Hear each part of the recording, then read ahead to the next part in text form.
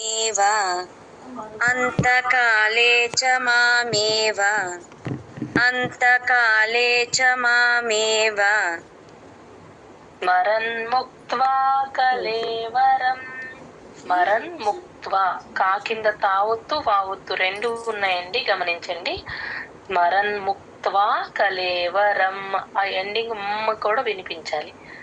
ఇక్కడ స్మరణ్ లో నా కూడా అలాగే వినిపించాలి.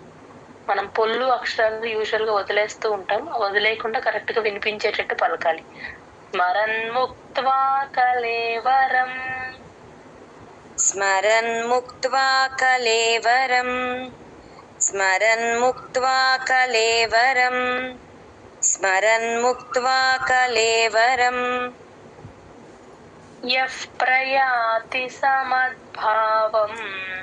ఇక్కడ యా పక్కన ఉన్న విసర్గ ఎఫ్ సౌండ్ అవుతుంది. పా ముందు ఎప్పుడు విసర్గ వచ్చినా ఎఫ్ లాగా పలుకుతాం.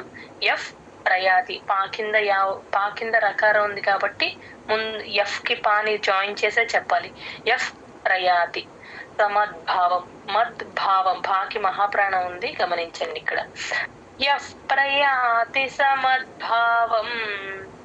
यः प्रयाति समद्भावम् यः प्रयाति समद्भावम् यः प्रयाति समद्भावम् యాతి నాస్త్యత్ర సంశయః. యాతి నాస్, సా కింద తావొత్తు యావత్తు రెండు వినిపించాలి. నాస్, తాకి పొల్లు పెట్టుకోండి. నాస్, తా కింద యావత్తు. త్యత్ర, ఆ తా కింద రావస్తుంది కాబట్టి ఆ యాకి తాని జాయిన్ చేసి త్యత్ర, ఆ రా కూడా వినిపించాలి. నాస్ త్యత్ర, పైన పెన్సిల్ తో రాసేసుకోండి. యాతి నాస్త్యత్ర సంశయః. याति नास्त्यत्र संशयः याति नास्त्यत्र संशयः याति नास्त्यत्र संशयः అంతకాలే చ మామేవ స్మరన్ముక్త్వా కలేవరం.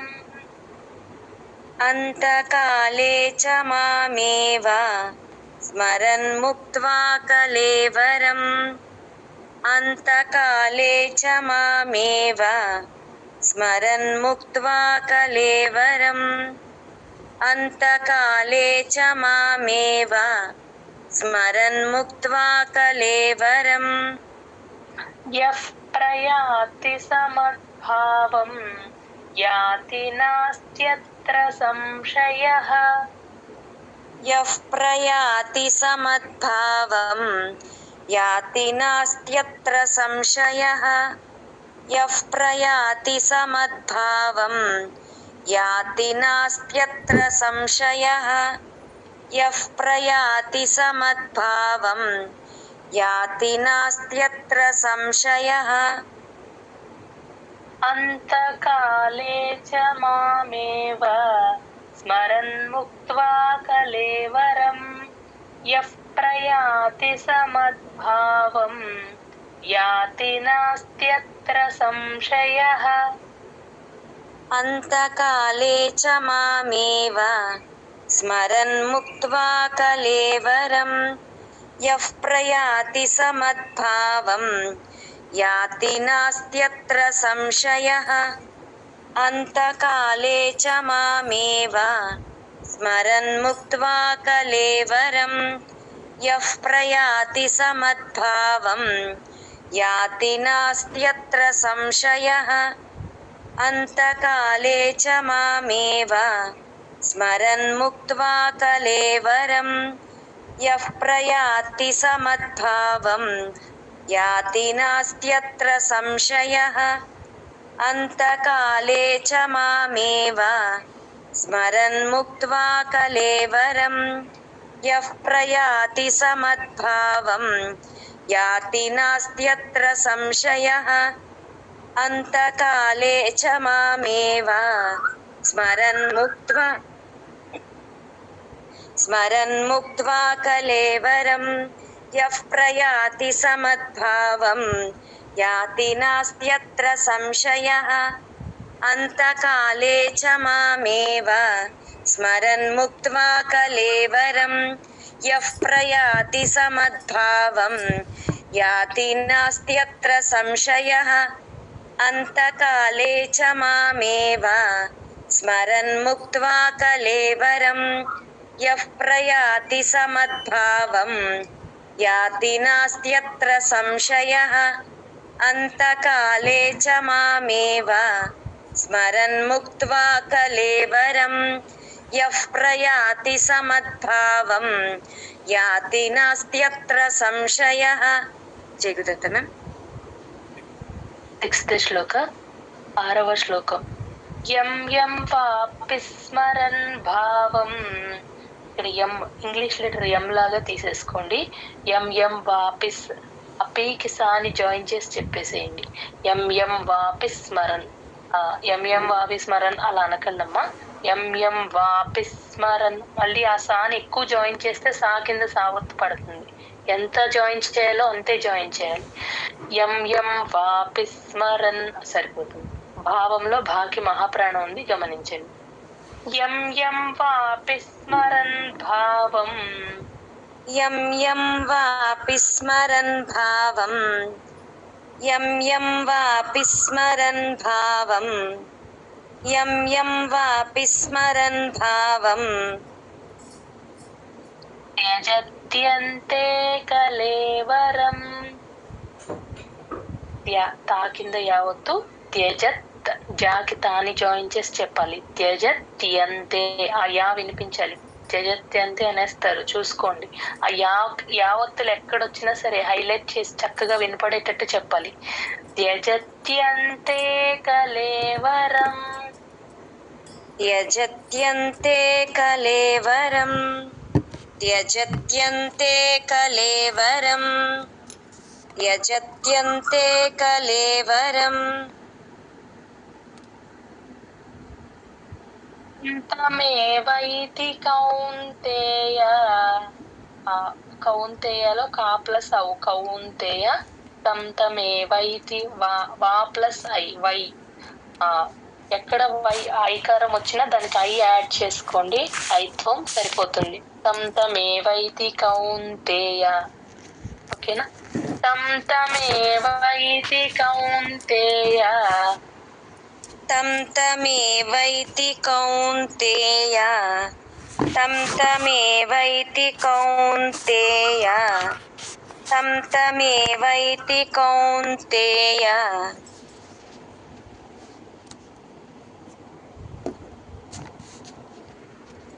ఇది తంతమేవైతి కౌంతేయ. ఇక్కడ తాకి జయగుర్త వినిపిస్తుందమ్మా? వినిపిస్తుంది మ్యామ్, వినిపిస్తుంది. తంతమేవైతి, తాకి తా ముందు సున్నా అంటే పదం మధ్యలో సున్నా వచ్చింది కాబట్టి తంతమేవైతి కౌంతేయ అని చెప్పేసేయచ్చు. ఓకే. తదా తద్భా ఒకసారి చెప్పండి. Okay ma'am. తంతమేవైతి కౌంతేయ. తదా తద్భావ భావితః. తదా తద్, తద్ ప్లస్ భా, తద్భావిత. భాకి మహాప్రాణం ఉంది, దాకి ప్లేన్ దా. తద్భావితః, తద్భావ భావితః. భాకి మళ్ళీ అక్కడ భావితలో భాకి మహాప్రాణం ఉంది, చూడండి. తదా తద్భావ భావితః. సదా తద్భావ భావితః. సదా తద్భావ భావితః. సదా తద్భావ భావితః. సదా తద్భావ భావితః. యం యం వాపి స్మరన్ భావం త్యజత్యంతే కలేవరం. యం యం వాపి స్మరన్ భావం త్యజత్యంతే కలేవరం. యం యం వాపి స్మరన్ భావం త్యజత్యంతే కలేవరం. యం యం వాపి స్మరన్ భావం త్యజత్యంతే కలేవరం. తంతమేవైతి కౌంతేయ. సదా తద్భావ భావితః. तन्तमेवैति कौन्तेय सदा तद्भावभावितः तन्तमेवैति कौन्तेय सदा तद्भावभावितः तन्तमेवैति कौन्तेय सदा तद्भावभावितः यं यं वापि स्मरन् भावं त्यजत्यन्ते कलेवरम् तन्तमेवैति कौन्तेय सदा तद्भावभावितः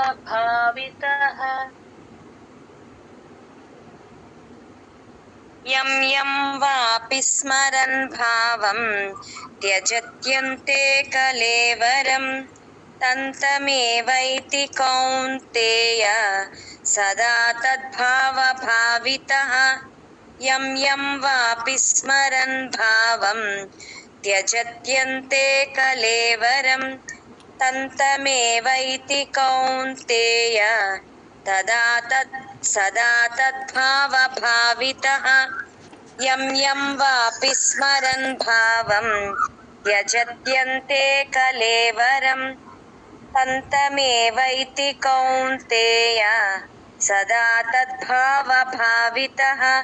यं यं वापि स्मरन् भावं त्यजत्यन्ते कलेवरं तन्तमेवैति कौन्तेय सदा तद्भावभावितः यं यं वापि स्मरन् भावं त्यजत्यन्ते कलेवरं तन्तमेवैति कौन्तेय सदा तद्भावभावितः यं यं वापि स्मरन् भावं त्यजत्यन्ते कलेवरं तन्तमेवैति कौन्तेय सदा तद्भावभावितः यं यं वापि स्मरन् भावं त्यजत्यन्ते कलेवरं तन्तमेवैति कौन्तेय सदा तद्भावभावितः जय गुरुदत्तम శ్లోక నెంబర్ 7 ఏడవ శ్లోకం తస్మాత్ సర్వేషు కాలేషు తస్మాత్ సర్వేషు ఆ షు కొంచెం ముద్దగా పలకాలి షణ్ముఖాలు షాది తస్మాత్ సర్వేషు కాలేషు అంతే కాలేషు దీర్ఘం పెట్టద్దు కట్ చేయండి ఇక్కడ కూడా అంతే తస్మాత్ సర్వేషు షు తర్వాత వెంటనే కాలేషు సరిపోతుంది తస్మాత్ సర్వేషు కాలేషు तस्मात् सर्वेषु कालेषु तस्मात् सर्वेषु कालेषु तस्मात् सर्वेषु कालेषु మామనుస్మర యుధ్య చ మామనుస్ నూకి సాని జాయిన్ చేసి చెప్పాలి సా కింద మా ఒత్తు సంయుక్త అక్షరం కాబట్టి మామనుస్మర యుధ్య చ దా కింద మహాప్రాణం యావత్తు రెండు వినపడేటట్టు చెప్పాలి యూకి దాన్ని జాయిన్ చేయండి యుధ్య చ యా కూడా క్లియర్ గా వినిపించాలి యుధ్య చ అనేకూడదు యుధ్య చ ఆ యా క్లియర్ గా వినిపించాలి మామనుస్మర యుధ్య చ मामनुस्मर युध्य च मामनुस्मर युध्य च मामनुस्मर युध्य च మయ్యర్పిత మనోబుద్ధిః మయ్యర్పిత ఆ యా కింద యావత్తుందండి మాకి యాన్ జాయిన్ చేస్తే మయ్యర్పిత అంతే మనోబుద్ధి బుద్ధిలో దా కింద దావత్తు మహాప్రాణం ఉంది అక్కడ బుద్ధి పక్కన విసర్గ హి అవుతుంది నోట్ చేసుకోండి మనోబుద్ధి హి అవుతుంది విసర్గ పైన హి అని నోట్ చేసేసుకోండి మయ్యర్పిత మనోబుద్ధిః मय्यर्पित मनोबुद्धिः मय्यर्पित मनोबुद्धिः मय्यर्पित मनोबुद्धिः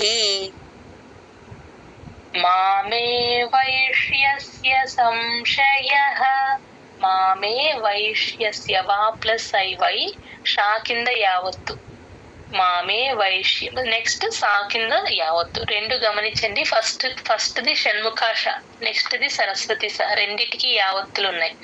మామే వైశ్యస్య అలా క్లియర్ గా వినిపించాలి. రెండిటికి డిఫరెన్స్ చూపించాలి. సంశయ అది శంకరాష సంశయాలో. మామే వైశ్యస్య సంశయ. మామే వైశ్యస్య సంశయ. మామే వైశ్యస్య సంశయ. మామే వైశ్యస్య సంశయ. తస్మాత్ సర్వేషు కాలేషు మామనుస్మరయుధ్య చ. తస్మాత్ సర్వేషు కాలేషు మామనుస్మరయుధ్య చ. తస్మాత్ సర్వేషు కాలేషు మామనుస్మరయుధ్య చ. తస్మాత్ సర్వేషు కాలేషు మామనుస్మరయుధ్య చ. మయ్యర్పితమనో బుద్ధిః మామే వైశ్యస్య సంశయం. మయ్యర్పితమనో బుద్ధిః మామే వైశ్యస్య సంశయః. సారీ యాక్చువల్ గా ఇది నిన్న శృంగేరి ఎగ్జామ్ కి వెళ్ళొచ్చాము. సో అది స్క్రిప్ట్ చేంజ్ ఉంటుంది అక్కడ. సో అదే వచ్చేసింది. మామే వైశ్యస్య సంశయః. మయ్యర్పితమనో బుద్ధిః మామే వైశ్యస్య సంశయః. మయ్యర్పితమనో బుద్ధిః మామే వైశ్యస్య సంశయః. మయ్యర్పితమనో బుద్ధిః మామే వైశ్యస్య సంశయః. తస్మాత్ సర్వేషు కాలేషు మామనుస్మరయుధ్య చ. మయ్యర్పితమనో బుద్ధిః. ఒక పదవి ఫస్ట్ ఇదే చెప్పాలి కదా. ఫుల్ శ్లోకమే. మయ్యర్పితమనో బుద్ధిః మామే వైశ్యస్య సంశయః. తస్మాత్ సర్వేషు కాలేషు మామనుస్మరయుధ్య చ. మయ్యర్పితమనో బుద్ధిః మామే వైశ్యస్య సంశయః. తస్మాత్ సర్వేషు కాలేషు మామనుస్మరయుధ్య చ. మయ్యర్పితమనో బుద్ధిః మామే వైశ్యస్య సంశయః. తస్మాత్ సర్వేషు కాలేషు మామనుస్మరయుధ్య చ. మయ్యర్పితమనో బుద్ధిః మామే వైశ్యస్య సంశయః. తస్మాత్ సర్వేషు కాలేషు మామనుస్మరయుధ్య చ. మయ్యర్పితమనో బుద్ధిః మామే వైశ్యస్య సంశయః. తస్మాత్ సర్వేషు కాలేషు మామనుస్మరయుధ్య చ. మయ్యర్పితమనో బుద్ధిః మామే వైశ్యస్య సంశయః. తస్మాత్ సర్వేషు కాలేషు మామనుస్మరయుధ్య చ. మయ్యర్పితమనో బుద్ధిః మామే వైశ్యస్య సంశయః. తస్మాత్ సర్వేషు కాలేషు మామనుస్మరయుధ్య చ. మయ్యర్పితమనో బుద్ధిః మామే వైశ్యస్య సంశయః. జై గురుదత్త. 8th శ్లోకం.